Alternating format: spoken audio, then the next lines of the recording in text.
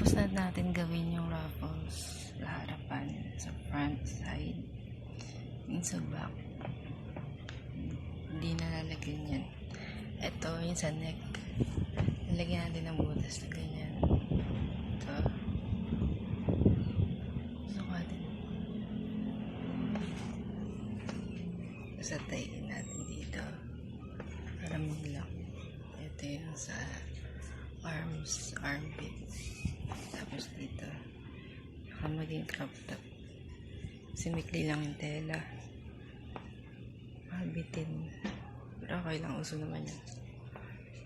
Ayan. Sukatin na natin to. Sa leeg ko. Tapos dito. Tignan natin yung finished product natin namaya. Ayan yung progress. Ayan. Sa part na yan, siya ng palda. Skirt na mahaba. Vintage siya. Yung style niya. Ayan. Cute. Special part. The cutting. Ayan. Sinukat natin sa leg natin. Nilagyan natin ng partaan. Ayan.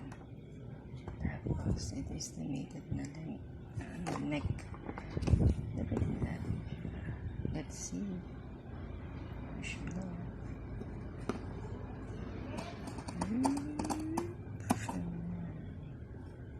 Hanggang dito. Itinakda.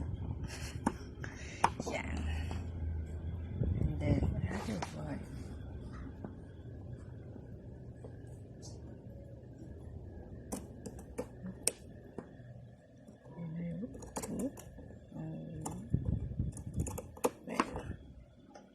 Gagawin natin manikin yung sarili natin. Yan, susukatin natin yan sa leg. Tapos dito. Make sure na may allowance konti para makahinga ka.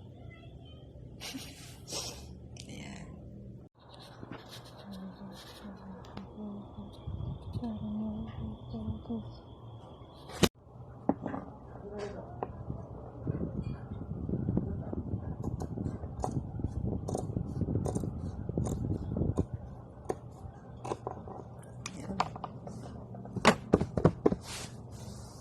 Siya ginawa. Bago mag-12, sana matapos na natin ito. Yan. Ito yung mga balak kong gawin. Ito yung mga dinawin ko, mga design ko.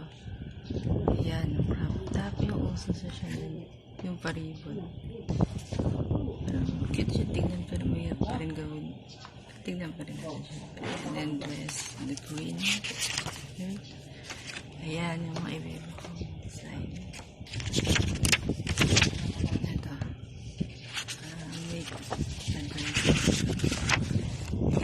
First shirt, outboard scratch. And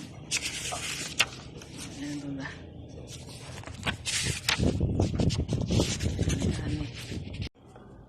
The fun part. Bagsukat. What natin with trial number 2 na to. Yun, ito. Tama.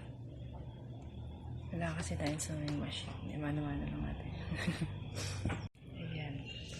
Nakat na natin. Mamaya natin siya didinisin. Dito muna tayo sa madumi. Sukatin ko na. The outfit reveal.